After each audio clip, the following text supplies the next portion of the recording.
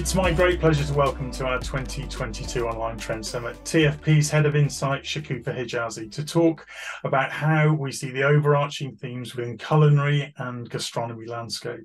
Thanks for joining us again, Shak. It's great to welcome you to the Trend Summit virtual stage once again. Thank you, Charles. I'm super excited to be here today. Just a note to participate, if you're joining today as a Trend Hub subscriber, you can immerse in the joy in food and all of the detail behind this presentation in the 23-24 cuisines and ingredient predictions on Trend Hub. So without further ado, Shak, I'll hand over to you.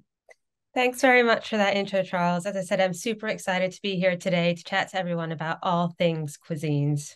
Now, for those of you who are subscribers to our service, when you log into our online portal, Trend Hub, as Charles just mentioned, to check out our annual trends framework, you'll see that there's actually an entire dedicated section where we delve into cuisine trends. That is to say, techniques, dishes, and ingredients that are trending in the food world and what is driving them forward. The purpose of today's session, though, is just to give you a little taster about some of the topics that we delve into in that section of our annual framework. But as you can imagine, giving a snapshot view of what is an incredibly detailed piece of work is not exactly an easy job. Because just as with the rest of the trends framework, in order to put together our cuisine section, we analyze thousands of data points from which we identify patterns and trends in the context of cuisines. That is to say, things like dishes, as I said, techniques, flavors, and ingredients. And of course, we put it all together with the help of our ever-trusty trend wheels. Before we get into specific trends, though, I do just want to spend a moment explaining the key driver that is pushing cuisine and cooking trends for the year ahead, and that's something that we call joy in food. What do we mean by joy in food being our core cuisine driver for this year? Well, I've included the picture on this slide to help me explain. At newly opened Cantonese American restaurant Potluck Club in New York, diners come in to tuck into mouth-watering dishes like drunken crispy chicken and XO fried rice, all served family style and washed down with ice-cold beer. And as they sit, they can take in a banner that's hanging over the bar that reads, "We're here for a good time, not a long time." The picture I'm painting for you, you see, is a perfect embodiment of joy in food, because there's no denying that times are tough. The news is full of doom and gloom these days, and sometimes we just need to switch off and transport ourselves through food. As the saying goes, you only live once, or YOLO. And it's a motto that restaurants and consumers alike are embracing. After years apart from each other post-pandemic, now we want to get together, party, and make happy memories where we can. And eating and drinking occasions provide the perfect opportunity for that joy and distraction. So then, of course, the question is, as we look for that joy in meal times, what are we actually going to be eating and drinking? Well, something that we explore a lot in our framework is the lean into foods that are comforting and unpretentious, which place deliciousness front and center. Essentially, what I'm saying is we want food that screams, go on, treat yourself.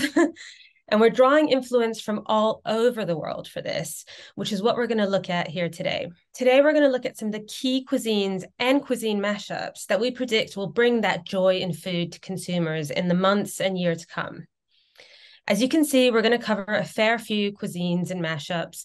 So I think the best thing to do is to just jump straight in with our first joyful cuisine, and that is classic British or BRIT-ish. As they say, everything old is new again, and this year, consumer appetite for all things retro is particularly strong. It's driving a renaissance in classic British dishes like beef Wellington, cheese and onion pasties, Welsh rarebit, fish fingers, sausage rolls, and so on. This in itself isn't surprising. After all, when the going gets tough, it's a well-documented response for consumers to lean into familiar comforts and foods that remind them of childhood. But what is super fun and interesting from a food perspective right now is that even trendy hotspots are getting on board with this movement. And they're giving diners gourmet takes on their childhood favorites. In some cases, it's about subtle artisan twists.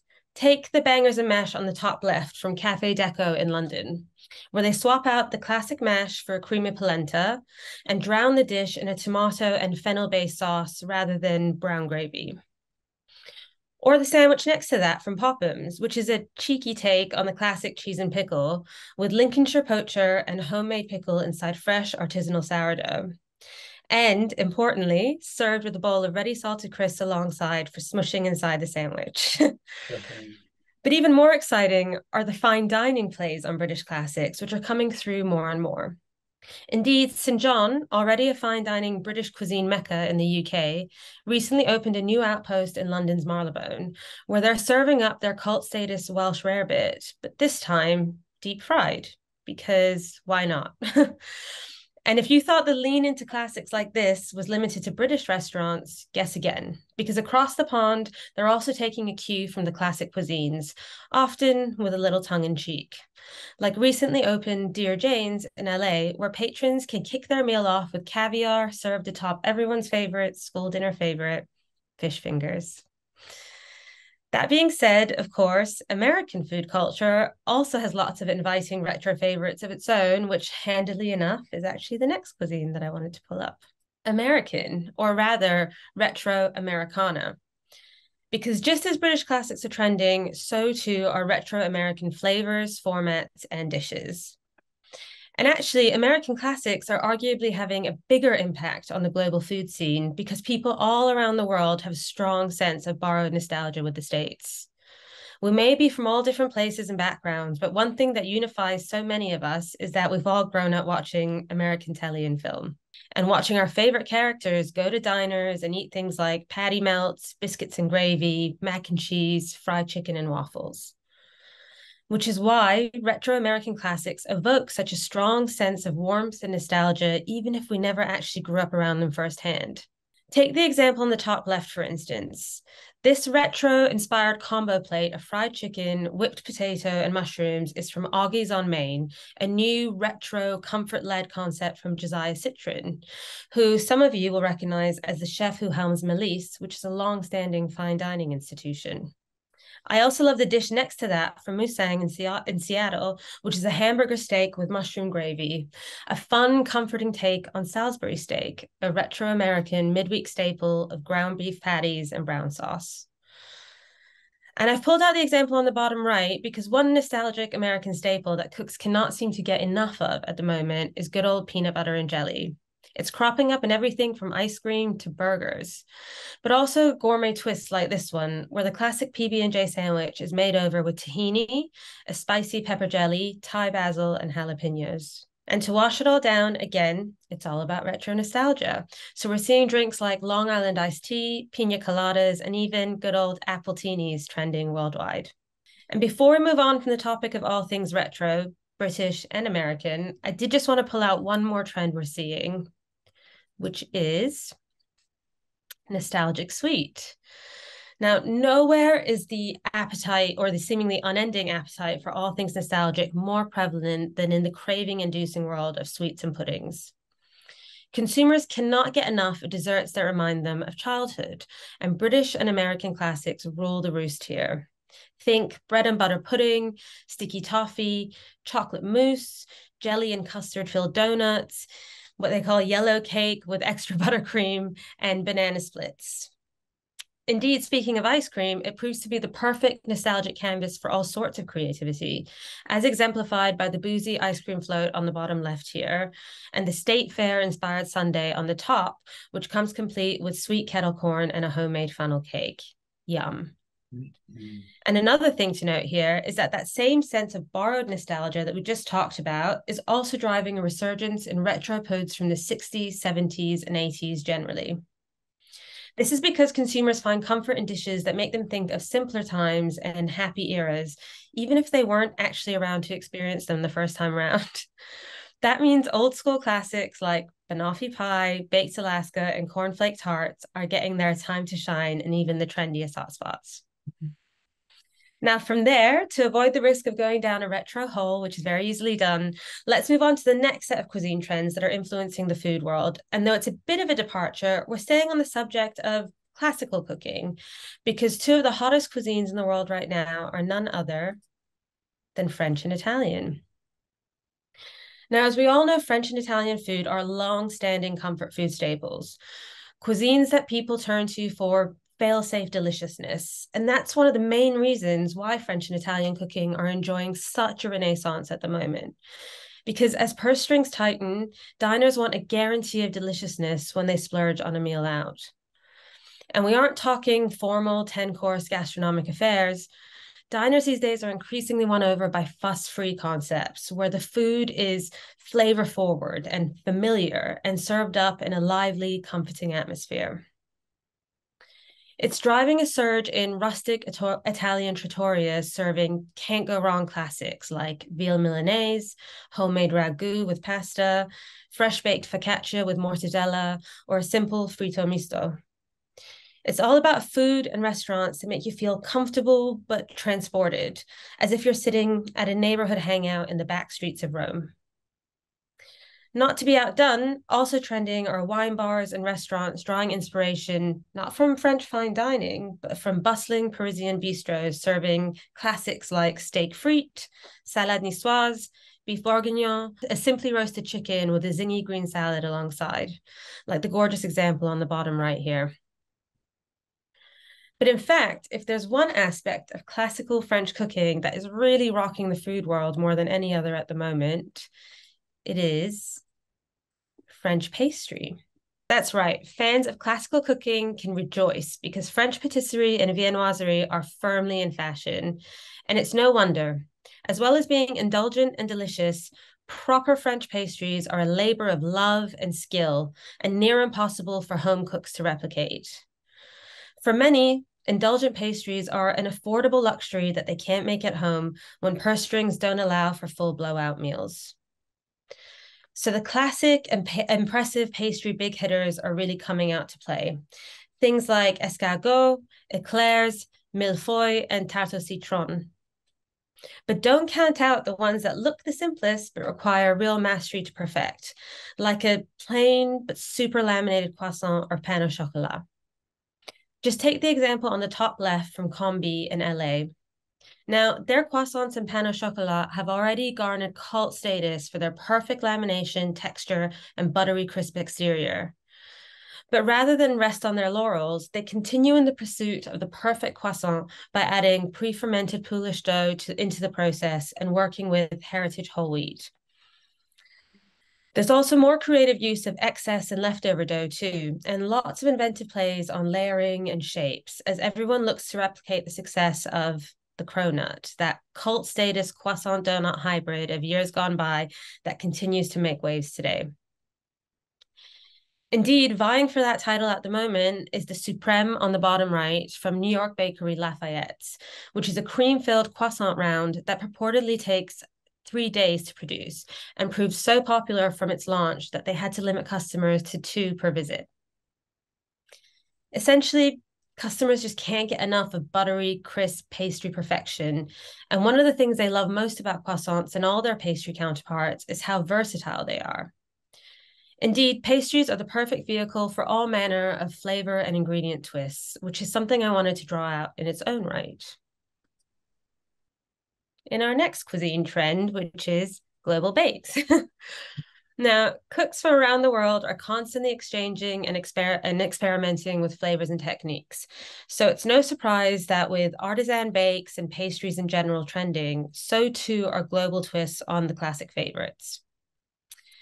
Indeed, some of the most innovative and exciting cuisine play in all of the food world at the moment comes in the guise of globally inspired savory pastries. They draw inspiration from places like Southeast Asia and the Far East, and as shown by the vibrant banh mi tart on the top left and the sesame hoisin and chili crisp danishes next to that on the right. We're also seeing lots of Middle Eastern influences and twists, like the Middle Eastern-inspired croissant on the bottom, which is filled with whipped labneh and coated in za'atar spice. And also popular are formats like Israeli borekas, which are Moorish-filled pastries. So Moorish, in fact, that the bottom example here, which is made from a hybrid croissant phyllo dough and brown butter, creates such a cult frenzy it sells out within hours every day at the Boreka's takeout window in Sherman Oaks. And if that doesn't take your fancy, how about a pizza croissant or a cacio e pepe Danish? And actually, while we're on the subject of those, it leads me nicely onto the next trend that I wanted to highlight, which is something we call Italian 2.0. Now, we've already discussed how Italian cuisine is many diners' go-to when it comes to comfort. And as we've already discussed, they're leaning into its flavor-forward, fuss-free approach more than ever. This presents a brilliant opportunity for creativity and experimentation, as many Italian staples like pizza, pasta, risotto, and deli sandwiches are the perfect canvas for cooks to get creative and experiment with new sauces, recipes, and twists. For instance, I love the two dishes on the bottom row of this slide, as they show the versatility of pasta as a blank canvas for cuisine twists. On the left, there's an Indian-Italian mashup in the guise of a rigatoni pasta tossed in a rich tomato masala sauce with coriander. And next to that, a beef ragu, which has been reimagined and taken to even more mouth-watering heights by the addition of black garlic and soy sauce for a bold umami kick, which is offset by zingy lettuce and green remoulade, of all things. Wow. These are dishes not for purists, but for curious palates, as are the dishes above, like the seaweed focaccia on the top right, which is stuffed with porchetta and Chinese broccoli and served with a miso dip. I particularly wanted to pull out that example because some of the most exciting Italian 2.0 innovation we're seeing comes in the guise of Asian-Italian mashups. More and more cooks are giving familiar Italian favorites an Asian makeover, and we're seeing tons of dishes like miso bolognese or spaghetti with seaweed butter. Again, this is food for curious palates. And actually, that leads us nicely onto our penultimate topic for the day, which is probably my favorite, and that is the unstoppable rise of bold fusion cooking. That's right, everyone. We're using the F word again, and it's okay because fusion is no longer a dirty word. But we're not talking about the clunky fusion of the past. We're talking about a new or nouveau fusion championed by chefs who have a deep understanding of and respect for cuisines and cooking principles, so they can get wildly creative without compromising on flavor or skill. I'm talking about making dishes like cheeseburger spring rolls, spaghetti and meat sauce quesadillas, birria ramen, tandoori chicken fajitas without fear of rebuff, because as long as you know what you're doing, and that's crucial, the bigger and bolder, the better. For most, the key to a pitch-perfect new fusion dish is by playing with formats that are familiar but versatile, like burgers or tacos, and injecting them with bold global twists. The examples on this slide are a great embodiment of this approach, like the fried chicken on the top, which is from trendy new hotspot Rowdy Rooster in New York, which Food and Wine magazine actually recently claimed was the best fried chicken sandwich of the year in America. Because this isn't just any old fried chicken sandwich. We're talking about deep fried chicken thighs that are dipped in spiced melted butter before they're fried and topped with mint chutney, pickled onions, and a spring onion yogurt. I mean, tell me you don't just want to dive straight into that. It's complete no holds barred. I also love underneath that the Asian twist on classic American fried chicken and biscuits. Now, this one is actually from Potluck Club, that same restaurant I mentioned at the start, which proudly serves up dishes under that ethos, here for a good time, not a long time. And boy, is this approach manifested in this dish, which is a salt and pepper fried chicken served with buttery, flaky scallion biscuits and pickled jalapeno jam. And if we're talking about winning formulas in new fusion, I'd be remiss not to mention that Asian flavors and ingredients appear again and again in this new global approach to cooking, as consumers and cooks alike continue to look east for flavor and cuisine inspiration. And actually, there are two specific Asian cuisines that are making huge waves in the context of fusion cooking. And I wanted to spotlight these in their own right before we wrap up today's session. Korean and Japanese. Now, it's really hard to understate the cultural impact that these two countries continue to have on a global stage and how much this is filtered through to cuisines in general and fusion cooking in particular. Already trending in its own right, for instance, Korean cuisine is now being mashed up with classic dishes from other countries whose cuisines are also trending in general, like Mexico, Italy, and America, and the results are just stunning. Indeed, look at the dish on the top right, which is hailed as a Korea meets Oaxaca mashup in the guise of a deep fried tofu sitting on top of a bed of fermented black bean mole sauce.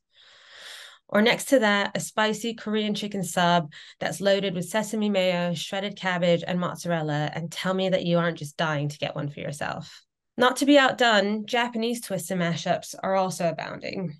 Sometimes it's about incorporating popular Japanese ingredients like miso, koji, or yuzu kosho subtly into dishes where you might not expect them. But what has us more excited this year in this new fusion way of cooking are those chefs that, you know, they like subtle, but they want to up the ante and go wild with bold experimentation, like the sushi pizza on the bottom with raw salmon, yuzu mayo, and shiso. Or next to that, I mean, the completely amazing looking Cincinnati style ramen, which is loaded with white onion and cheddar cheese. Wow. Because again, why not? Essentially, it all ties back into that no rules approach to cooking, where ingredients and formats from different countries can be boldly mashed up as long as the dish is underpinned by skillful cooking, quality ingredients, and respect for all of the cuisines involved. Most of all, of course, the end result just has to be tasty. But that doesn't mean that it can't also be wild, creative, and maybe even a little shocking. And on that rethink the status quo note, we've come to the end of our quick whistle-stop tour through cuisine trends that are going to impact the months and years to come. I know it has been something of a fast journey, but I hope that it's provided a good snapshot of how people today are both eating and cooking. As I mentioned right at the start, we're obviously living through pretty tough times as we deal with the impact of pandemic, political turmoil, and economic uncertainty, amongst other things. So it's no surprise that we all just need a little light relief from time to time and look for moments of joy and comfort when we can. So if you're someone who works in the wider food and drink industry, think about how your product or service can help bring that little bit of joy to people's day-to-day lives without compromising on that all-important guarantee of deliciousness. And if you're a subscriber to Trend Hub and are looking for some guidance or inspiration on how you can do this, please do take some time to delve into our annual trends framework, even if it's just grabbing 5 or 10 minutes to peruse while you have a cup of tea. In the cuisine section of that framework, we deep dive into lots of the subjects we covered today, as well as looking more closely at other ways that consumers are seeking joy through eating and drinking occasions. Because as we've said, we're here for a good time, not a long time. And on that note, I'll wrap up for today, but hopefully I've given you all plenty of food for thought. Thanks everybody for your time today. And Charles, nice to see you today. And I hope that everybody enjoys the rest of today's thought-provoking presentations. Yeah, thank you so much for that. My mouth is absolutely watering, which of course is what the joy in food is all about. Exactly, yes. Yeah, so influencers are really going to that next level, leveraging all those building blocks of flavor to really deliver against the joy in food and impact with all that sort of sensory complexity that this food era is all about. It feels like permissibility is more a thing than ever before. As you say, we've seen fusion before, but this feels like fusion with a capital F. Really exciting era, despite the context with everything that's happening in the wider world. So thank you so much, Shokofeh, for joining us again. It's a pleasure to welcome you to the Food People's Virtual Trend Summit once again. Thank you. Thank you.